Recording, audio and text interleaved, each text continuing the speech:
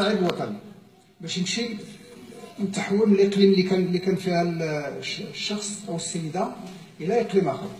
داخل الاقليم اش غادي يوقع؟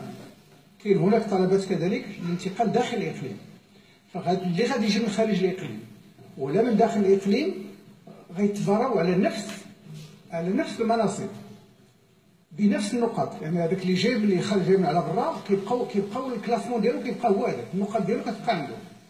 وهذه احسن من داك السيستم اللي كان قبل، لان السيستم اللي كان قبل كانوا كيبداو بالانتقالات داخل الاقليم، هذوك اللي داخل الاقليم كياخذوا داكشي اللي بغاو، وداك اللي جاي من على برا كيبقى حاصل.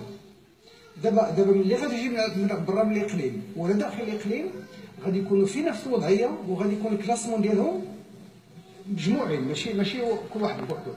وكنظن بالنسبه للناس المتزوجين واللي غادي يتلاحقوا بالزوج ديالهم او الزوجه ديالهم كيحتفظوا على النقاط ديالهم، معناه ان ربما في الغالب غادي يكونوا تلبى الرغبه ديالهم.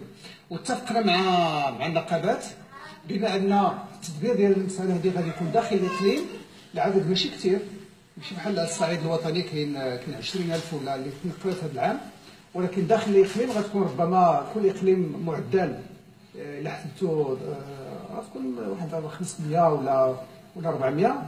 التدبير ديالها حتى يعني بالتوافق غادي يكون سهل. داكشي علاش اتفقنا مع النقابات، قلنا ملي غادي تجي الاقليم غتولي مساله سهله، ما بقاتش شي حاجه صعيبه بزاف. الا كانت شي حاجه اجتماعيه ولا عائليه خاصه ولا هذا نبدا نلقاو لها الحل ان شاء الله. شكرا.